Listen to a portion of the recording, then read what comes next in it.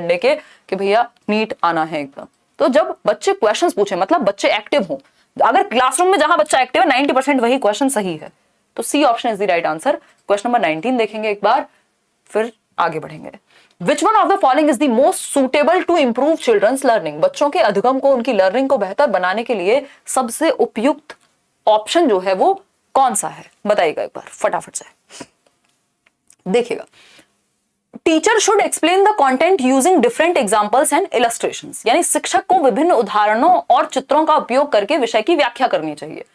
ठीक लग रही है बात तो, कि डिफरेंट एग्जांपल यूज करे टीचर और इलस्ट्रेशंस, चित्र वित्र बना दे अच्छे से, कोई बुरी बात नहीं है। लेकिन हमें सारे ऑप्शन चेक करने होते हैं और बेस्ट ऑप्शन चूज करना है ना। ऐसे किसी को शादी वादी के लिए कहा जाए तो 36 ऑप्शन होंगे, एक चूज करेगा ना जो उसके हिसाब से बेस्ट हो। तो यहाँ पे हमें एग्जामिनर के हिसाब से बेस्ट ऑप्शन चूज करना है। चारों सही हो सकते हैं लेकिन एक बेस्ट होगा जो नंबर दिलाएगा। ठीक है, ये कौन कह रहा है मन को भाएगा। देखो B option, all types of learning material should be there in the class, यानी कक्षा में सभी प्रकार की शिक्षण सामग्री होनी चाहिए। यार ये तो पॉसिबिलिटी नहीं है भारत जैसे विकासशील देश में, जहां बेसिक बुनियादी ढांचा भी नहीं है बहुत सारे स्कूल्स में, है ना। तो वहां पे कि सारे लर्निंग मटेरियल हो, ये जरूरी नहीं है कि हर एक सामग्री अवेलेबल हो। Teacher should facilitate children to interact with each other on real life situations.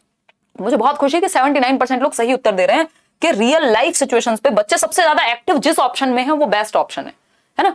अगर हम देखें इसमें कोई बुराई नहीं थी, ये अच्छा था कि भैया एग्जांपल्स से और इलस्ट्रेशन से चित्र वित्र बना करके और एग्जांपल देकर के टीचर एक्सप्लेन करे। लेकिन इससे ज्यादा एक्टिव बच्चा यहां है, और ये बिल्कुल की कॉन्सेप्ट है, गांठ बांध लीजिए कि जहां बच्चा सबसे ज्यादा एक्टिव है वो सबसे बेहतर ऑप्शन है ना।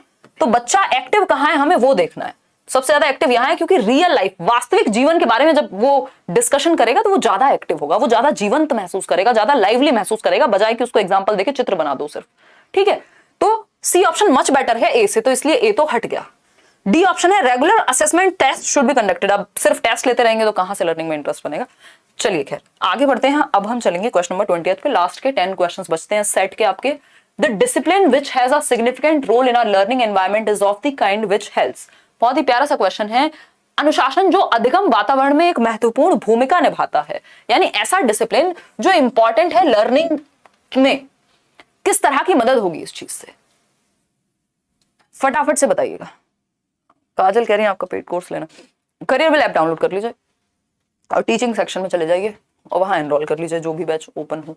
देखिए अगर हम बात करते हैं सिग्निफिकेंट रोल, डिसिप्लिन का सिग्निफिकेंट रोल बताइएगा लर्निंग एनवायरनमेंट में। इससे साइलेंस होता है, चुप्पी साधने के लिए। आप हिटलर हैं कि सबको शांत करा देंगे क्लासरूम में जाएंगे तो, भाई क्लास में तो थोड़ी चहल पहल होनी चाहिए। कंस्ट्रक्टिविज्म तो कहता है, रचनावाद, कि बच्चे एक्टिव होने चाहिए। थोड़ी बहुत चहल पहल है, थोड़ा बहुत शोर है तो क्या दिक्कत है, मतलब बच्चे एक्टिव हैं। टीचर्स टू गिव इंस्ट्रक्शंस, यदि सिर्फ शिक्षक निर्देश देंगे तो बच्चे एक्टिव नहीं है इस ऑप्शन में। रोट मेमोराइजेशन, रटने पे फोकस कराना है तो ये तो दुश्मन है बच्चे की सीखने का। डी ऑप्शन एकमात्र उत्तर बचता है children to regulate and monitor their own learning. अभी मैंने यही बात कही थी, सेल्फ डिसिप्लिन की बात होनी चाहिए, ना कि बाहर से इंपोज्ड नहीं होना चाहिए डिसिप्लिन। डिसिप्लिन अंदर से बाहर की ओर आना चाहिए। Children to regulate and monitor their own learning, बच्चे अपनी ही लर्निंग को रेगुलेट करें, मैं कितना सीख रहा हूं, कैसे सीख रहा हूं, कैसे बेहतर हो सकता हूं, और मॉनिटर करें कि मुझे कितना आता है। खुद से मॉक टेस्ट दे रहे हैं, खुद से इंटरेस्ट ले रहे हैं, खुद से किसी दोस्त से टॉपिक सीख रहे हैं, तो वो जब खुद से अपनी लर्निंग को रेगुलेट और मॉनिटर करेंगे तो डिसिप्लिन बेस्ट हो जाएगा। वो डिसिप्लिन सबसे बढ़िया है जो अंदर से आए। क्वेश्चन नंबर 21 देखिएगा, क्वेश्चन नंबर 21 देखिएगा। अगर हम बात करें क्वेश्चन नंबर 21 की, तो आप पहले तो क्या करेंगे, पोल में जवाब देंगे बढ़ करके।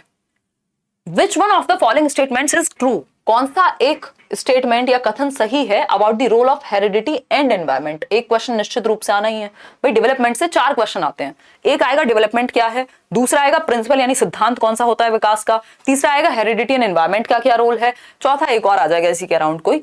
और ये 4 क्वेश्चन एटलीस्ट डेवलपमेंट के चैप्टर से आते हैं।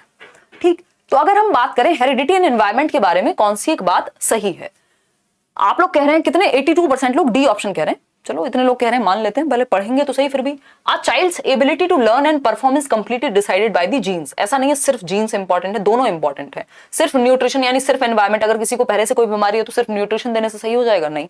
Environment plays a significant role only in the child's language development, ऐसा नहीं है। एनवायरमेंट उसके संज्ञान सभी प्रकार के विकास में, इवन फिजिकल डेवलपमेंट में भी रोल प्ले करेगा। तो हम ये कह सकते हैं कि सर्टेन एस्पेक्ट्स ऑफ डेवलपमेंट, विकास के कुछ पक्ष ज्यादा निर्धारित होते हैं या प्रभावित होते हैं हेरिडिटी से, जैसे आपकी बुद्धि जो है वो आपकी हेरिडिटी, आपके जीन्स से ज्यादा प्रभावित है। बुद्धि, आईक्यू में ज्यादा अंतर आप बाद में नहीं ला सकते। And others more by environment, और कुछ पहलू हैं आपके विकास के जो वातावरण से ज्यादा प्रभावित होंगे, कि आपको एजुकेशन किस क्वालिटी की मिली है, आपको न्यूट्रिशन किस क्वालिटी का मिला है, आपको ट्रेनिंग किस क्वालिटी की मिली है, ये एनवायरमेंट निर्धारित करेगा। तो कुछ चीजों में एनवायरमेंट का ज्यादा रोल होता है, कुछ में हेरिडिटी का ज्यादा रोल होता है। आपके बॉडी स्ट्रक्चर कैसा होगा, आपकी हाइट कितनी होगी, आपकी आंखों का रंग क्या होगा, आपके बालों का रंग क्या होगा, ये सब हेरिडिटी डिसाइड करती है। वही बाकी चीजें एनवायरमेंट, दोनों मिलकर के डेवलपमेंट बनाते हैं। तो D option is the right answer. आगे बढ़ेंगे क्वेश्चन नंबर 22 पे। देखिएगा क्या कहना चाहता है 22वां सवाल। क्वेश्चन नंबर 22 कहता है which one of the following statements can not be attributed to Piaget's theory. पियाजे की थियरी से कौन सी एक बात संबंधित नहीं है। पियाजे पे भी 1 से 2 क्वेश्चन आते ही हैं, है ना, पियाजे पे भी 1 से 2 क्वेश्चन जरूर आते हैं। Children construct and use knowledge about their world, ये तो पियाजे कह रहे हैं कि बच्चा जहां एक्टिव है वो तो कंस्ट्रक्टिविज्म वैसे भी मानेगा। Learning takes place through constant practice, ये बात गड़बड़ है। पियाजे ये नहीं कह रहे बस बार बार 2 एकम 2 और 2 दूनी 4 कराते रहो, है ना, वो कह रहे हैं उसको एनवायरमेंट में छोड़ दो, वो एक्टिविटी करके सीखेगा। Children act on their environment, बिल्कुल सही बात है। Development occurs in qualitative stages, विकास गुणात्मक चरणों में होता है, बात तो सही है ना, कि जो चरण हैं उनमें उसका डेवलपमेंट होगा क्वालिटी वाइज भी, बिल्कुल सही है। तो B option is the wrong answer, इसीलिए सही है क्योंकि कैन नॉट भी पूछा है हमसे कि सिर्फ कांस्टेंट प्रैक्टिस से आप बच्चे को, मान लीजिए एक बच्चा है 2 साल का, आप उसको कांस्टेंट प्रैक्टिस करा रहे हैं हवाई जहाज चलाने की, तो कैसे होगा भाई, है ना, कैसे होगा, हवाई जहाज चलाने लग जाएगा 2 साल का बच्चा अगर कांस्टेंट प्रैक्टिस कराओगे, नहीं। तो वो एज में क्वालिटी वाइज चेंजेस आएंगे हर एक स्टेज में, ठीक है। तो 23rd ऑप्शन है which one of the following is not a limitation of the pre operational thought. Pre operational यानी पूर्व संक्रियात्मक जो दूसरी अवस्था है पियाजे की। ये बहुत प्यारा क्वेश्चन है, इसमें सब फंसते हैं, मतलब इसमें मोस्ट ऑफ द लोग फंसते ही हैं इस क्वेश्चन में, देखिएगा। और इसमें कंफ्यूजन भी है, मतलब निम्नलिखित में से कौन सी पूर्व संक्रियात्मक विचार की एक सीमा नहीं है। अब जिन्होंने ध्यान से ना तो पढ़ाया है ना पढ़ा है उनको समस्या आती है इस क्वेश्चन में, ठीक।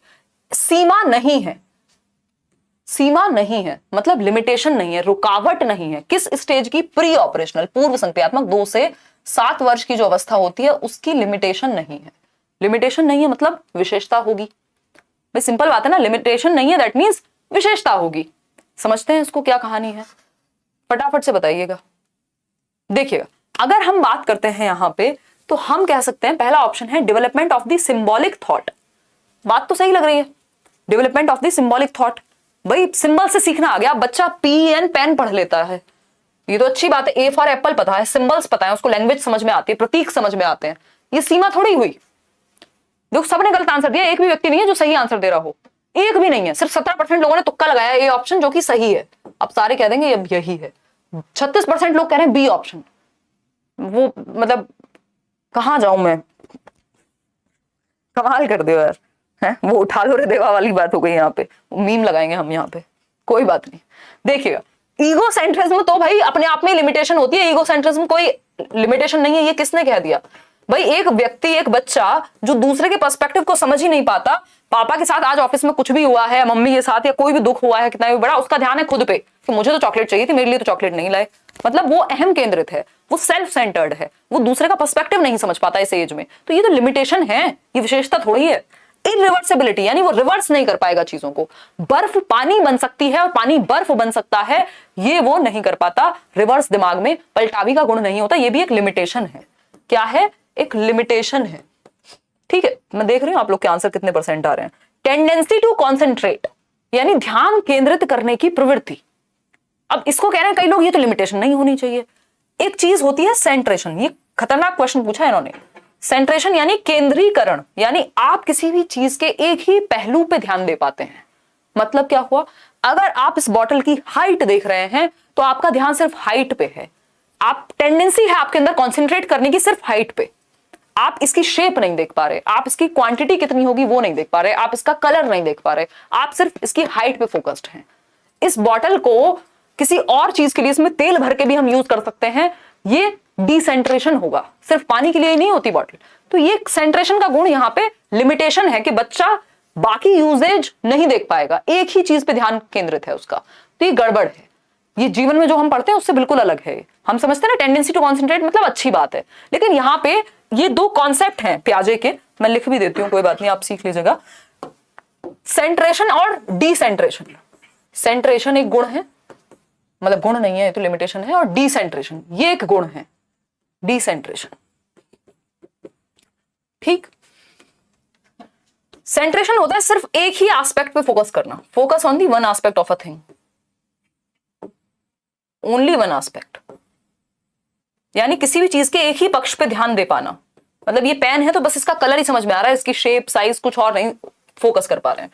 डिसेंटर करना मतलब होता है looking at something in different ways, तो आप डिफरेंट वेज में किसी चीज को देख पा रहे हैं, है ना, डिफरेंट वेज में आप देख पा रहे हैं किसी चीज को, डिफरेंट वेज में देख पा रहे हैं कि इस पेन का इस्तेमाल लोग अपना वन बनाने में भी कर सकते हैं, ये डिसेंट्रेशन है। और पेन का इस्तेमाल लिखने में भी हो सकता है, और पेन का इस्तेमाल और भी 1700 चीजें घर में आपने देखा होगा होते हुए की जाती हैं, है ना। पेन का इस्तेमाल वो आजकल तो ये बहुत ही कॉमन है, आपने भी किया होगा, मैं भी करती हूँ कहीं कहीं पे जहां जरूरत पड़ती है। वो आजकल वो होते हैं ना बड़े स्टाइल वाले स्विच आते हैं, स्विच बोर्ड, वो उसमें आप प्लग लगा नहीं पाते हैं तब तक, तो वो पेन का इस्तेमाल आप वहां उसको ऊपर करके भी यूज कर सकते हैं। होटल्स में भी आपने किया होगा कभी। तो ये डिसेंट्रेशन है कि आप डिफरेंट वेज में उस चीज को देख पा रहे हैं। सेंट्रेशन है आपका ध्यान सिर्फ एक ही चीज पे केंद्रित है, ढक्कन बंद है, अभी दिमाग उतना डेवलप नहीं हुआ, केंद्रीकरण कहते हैं। तो इसको केंद्रीकरण नहीं, विकेंद्रीकरण जरूरी है। और जब तक डिसेंट्रेशन नहीं आएगा तब तक बच्चा ये नहीं समझ पाता कि 200 ml पानी को अगर एक बॉटल में डाल दिया जाए तो दोनों की क्वांटिटी सेम रहेगी। कंजर्वेशन नहीं आएगा जब तक सेंट्रेशन और डिसेंट्रेशन का कॉन्सेप्ट क्लियर नहीं हो जाएगा। ठीक है जी, तो ये थोड़ा डीप हो गया। A option is the right answer, क्योंकि सिंबॉलिक थॉट लिमिटेशन नहीं है बिल्कुल भी। सिंबॉलिक थॉट तो एक विशेषता है, एक क्षमता है कि वो सिंबल्स के थ्रू सीख सकता है। ठीक, चक्कर तो नहीं आए। क्वेश्चन नंबर 24 देखिए। क्वेश्चन नंबर 24 है, प्ले हैज अ